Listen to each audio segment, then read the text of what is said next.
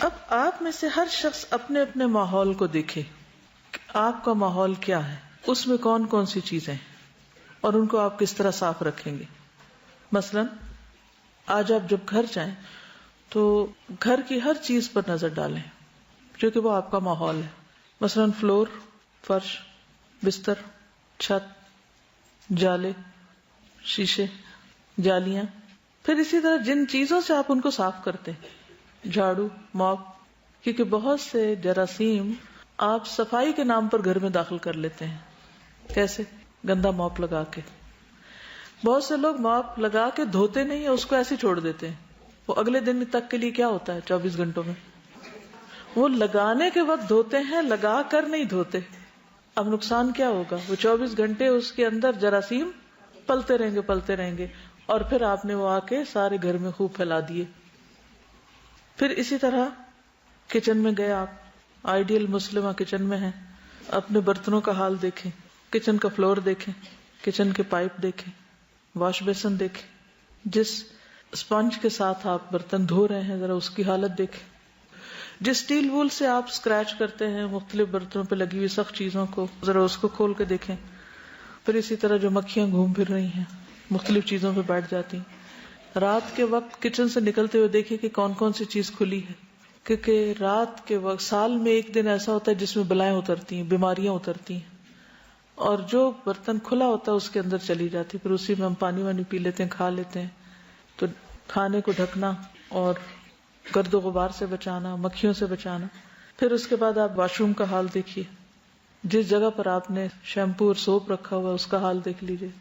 Wash room کے mop اور wash room کا جو وائپر ہے اس کو دیکھ لیجیے کہ وہ کتنے کیڑوں کی آرام گاہ ہے. کموڈ کا برش دیکھ لیجیے اور اس کے نیچے کھڑا پانی دیکھ لیجیے، وہ پانی کہاں سے آیا یہ بھی سوچ لیجیے.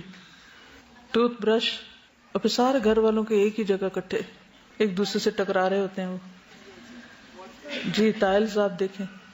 پھر لانڈری جہاں آپ کپڑے دھوتے ہیں، واشنگ مشین کا حال دیکھیے، فلور دیکھیے، جہاں آپ نے سرف وغیرہ اور چیزیں رکھی ہوئی ہیں اس جگہ کو دیکھ لیجیے. ان سب چیزوں کا جائزہ لیجیے کیونکہ یہ سارا کچھ ہمارا ماحول ہے. ہم اگر آدھ گھنٹہ بھی لانڈری والے ایریا میں کھڑے ہو کر کام کر رہے ہیں تو اس میں جتنی سڑاند اور جو گندگی ہے وہ کون انہیل کر رہا ہے؟ کام کرنے والا ہی کر رہا ہے، خود آپ ہی اس کو سفر کر رہے ہیں، یعنی اس سے آپ ہی کو تکلیف ہو رہی ہے. کچن میں اگر گندگی ہے تو کس کو تکلیف ہے؟ آپ ہی کو ہے نا. اب ان ساری چیزوں کو صرف وہاں نہ دیکھیے، کیونکہ مومن غور و فکر کرتا ہے نا کہ یہ چیز مثلا ایک گندا اسپونج جو رات بھر گندگی میں پڑا رہا، صبح اٹھ کے آپ نے اسی سے جلدی سے کپ دھو اور اس میں چائے پی رہے ہیں، تو کیا وہ صاف ہے کپ جو بظاہر دیکھنے میں صاف ہے؟ پھر جو واشنگ لیکوڈز ہم یوز کرتے ہیں، بعض لوگوں کو برتن دھونے نہیں آتے، کپڑے دھونے نہیں آتے، کپڑے دھوئیں گے ابھی اس کے اندر صابن ہوگا بس نکال دیں گے.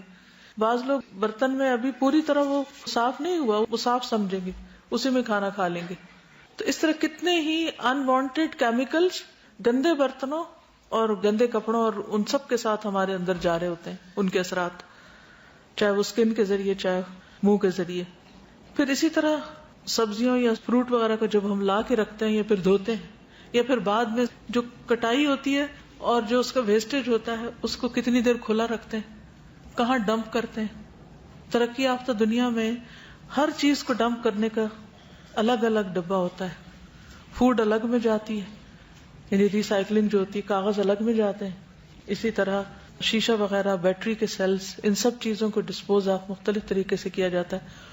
اور مختلف کلرز کے ڈبے گھر کے باہر رکھے جاتے ہیں ہفتے میں 1 یا 2 دن، جس میں مختلف چیزیں ہوتی ہیں اور مختلف گاڑیاں گزرتی ہیں. ایک فوڈ اٹھاتی ہے، دوسری کاغذ وغیرہ اٹھاتی ہے، تیسری باقی گھر کا جو ویسٹیج ہے اس کو اٹھاتی ہے. اگر آپ اس کو مکس کریں گے تو آپ کو جرمانہ پڑے گا. ہمارے ہاں ریسائکلنگ کا کوئی انتظام ہی نہیں، سوچ ہی نہیں.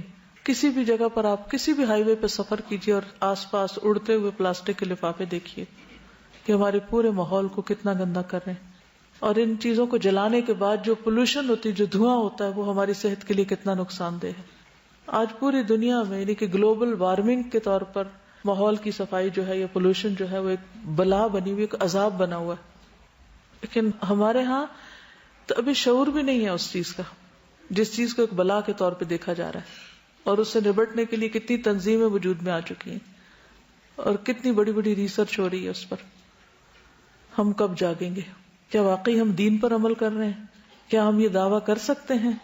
پھر آپ اپنی ورک پلیس پہ ہیں، اپنے اسٹڈی ٹیبل پر ہیں، صرف اپنے اسٹڈی ٹیبل کو ہی دیکھ لیجئے کہ اس کی صفائی کا کیا حال ہے.